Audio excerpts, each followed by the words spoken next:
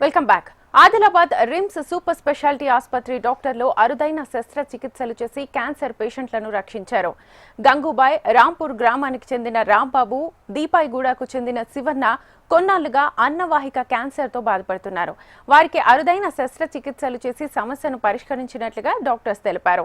Cancer patients తమ జీవితంపై ఆశలు వదులుకున్న పరిస్థితుల్లో వారికి చికిత్సలు అందిస్తూ కొత్త జీవితాన్ని ప్రసాదిస్తున్నారని అక్కడి వారు అంటున్నారు. పైసా ఖర్చు లేకుండా గంటల తరబడి శస్త్రచికిత్సలు చేస్తూ జబ్బును నయం చేస్తున్నారని అక్కడి వారు చెబుతున్నారు.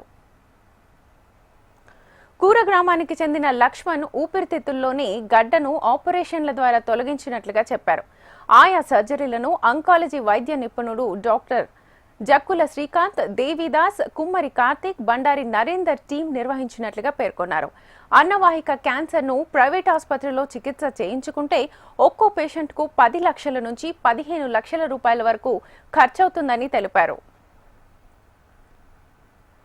3 నెలల నుంచి కడుపు నొప్పితో బాధపడుతుంది. హైదరాబాద్కి వెళ్తే చాలా పెద్ద మొత్తంలో ఖర్చు అవుతుంది అని చెప్పారు. ఆర్థిక స్తోమత తక్కువగా ఉండడం వల్ల మేము ఇక్కడికి వచ్చి శ్రీకాంత్ సార్ని కలిసాము. డైరెక్టర్ సార్ సహకారంతో ఫిబ్రవరి 18 రోజు 8 గంటలు కష్టపడి సారు ఆపరేషన్ చేశారు విజయవంతంగా. మేము సార్కు, డైరెక్టర్ గారికి, ఇక్కడున్న సిబ్బందికి సంతోషంగా థ్యాంక్స్ చెప్తున్నాము. రిమ్స్ ఆదిలాబాద్ సూపర్ స్పెషాలిటీ హాస్పిటల్లో గత 2 నెలల్లో 4 కాంప్లికేట్ సర్జరీస్ చేయడం జరిగింది. కాంప్లికేట్ ఎందుకన్నామంటే అది ఆహార నాళం అనేది మన ఛాతిలో గుండె పక్కన ఉంటుంది అన్నమాట. గుండె మెయిన్ రక్తనాళాల పక్కన ఉంటుంది. లంగ్స్, ఊపిరితిత్తులు అన్నీ ఆ భాగంలోనే ఉంటాయి. అలాంటి ఆపరేషన్స్ 4 సక్సెస్ఫుల్గా ఈ నెల 2 నెలల్లో చేయగలిగినాము. డాక్టర్ దేవిదాస్ సార్, నేను ఇద్దరం కలిసి చేయడం జరిగింది. దీనికి ఆపరేషన్ అయితే ఇదే ఆపరేషన్ మన హైదరాబాద్ లాంటి మెట్రో సిటీలో చేయాలంటే దాదాపు 10 లక్షల నుంచి 15 లక్షల ఖర్చు అవుతుంది. ఈ ఆపరేషన్ ఇలాంటి ఆదిలాబాద్ లాంటి రూరల్ ఏరియాల్లో చేయడం ఇది ఫస్ట్ టైం. దానికి అనస్థీషియా సపోర్ట్ కూడా చాలా అవసరం. అంటే మత్తు డాక్టర్లు ఈ ఆపరేషన్ చేయడం ఎంత కష్టమో దీనికి ఆ మత్తు నుంచి మళ్ళీ బయటకు తీసుకురావడం కూడా అంతే కష్టం. అలాంటి ఆపరేషన్ని మత్తు డాక్టర్ సార్ వాళ్ళ సహాయంతో మరియు దేవదాస్ సార్ సహకారంతో చేయడం జరిగింది. ఇలాంటి ఆపరేషన్, ఇంత పెద్ద ఆపరేషన్ ఆదిలాబాద్లో చేయడానికి మమ్మల్ని వెన్నుండి ప్రోత్సహించిన డైరెక్టర్ గారు సహకారమే లేకపోతే ఇలాంటి ఆపరేషన్లు ఇక్కడ చేయడానికి మేము ధైర్యం కూడా చేసేవాళ్ళం కాదు. మాకు కావాల్సిన ఫెసిలిటీస్, అనస్థీషియా టీంని కూడా ప్రోత్సహించి, అనస్థీషియా వాళ్ళు కూడా చేద్దామా వద్దాం, డైనమాల్ ఉన్నప్పుడు చేద్దాం, మనం ఏం కాదు పర్లే అని కొన్ని మెడిసిన్స్ ఇక్కడ లేకపోతే హైదరాబాద్ నుంచి తెప్పించి మరీ చేయడం జరిగింది. వాటిలో 4లో 3 డిశ్చార్జ్ అవ్వడం జరిగింది. ఇంకొక ఆయన పైన మొన్న చేశాము, ఐసీయూలో ఉన్నారు. తనని కూడా ఒక 3-4 రోజుల్లో డిశ్చార్జ్ చేస్తామని అనుకుంటున్నాం.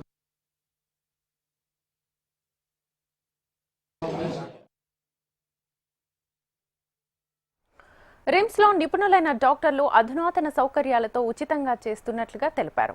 గత 6 నెలల్లో ఇలాంటి శస్త్రచికిత్సలు 600కు పైగా చేసినట్లుగా వివరించారు. ప్రజలు రిమ్స్ లోని వైద్య సేవలను సద్వినియోగం చేసుకోవాలని సూచించారు.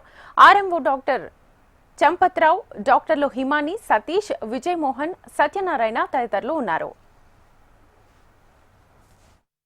సూపర్ స్పెషాలిటీ హాస్పిటల్లో మోర్ దెన్ 300 క్యాన్సర్ కేసెస్ చేశాము. దాంట్లో రకరకాల క్యాన్సర్ చేశాము.